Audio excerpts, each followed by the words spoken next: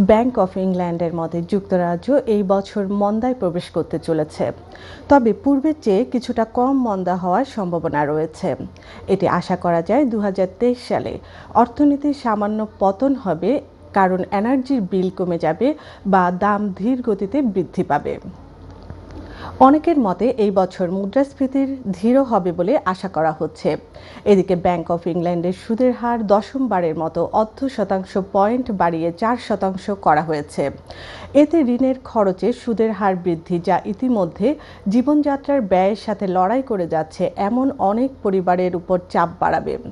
সঞ্চয়কারীদের জন্য আরও ভালো রিটার্নের সুযোগ সৃষ্টি হলেও ঋণ গ্রহীতাদের জন্য এটি হতাশার সৃষ্টি করবে।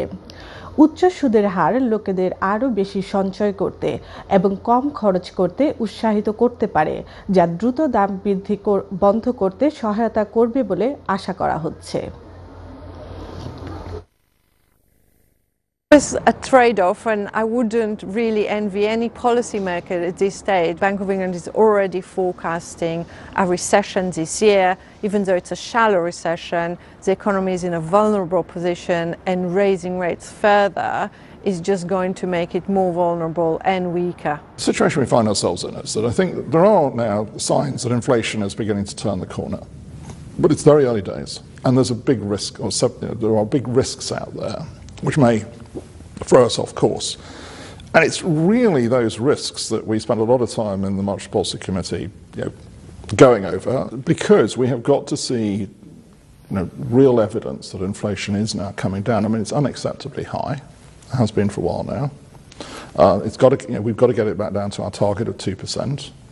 We think there will be quite a substantial fall this year, particularly because of the reversal of energy price rises.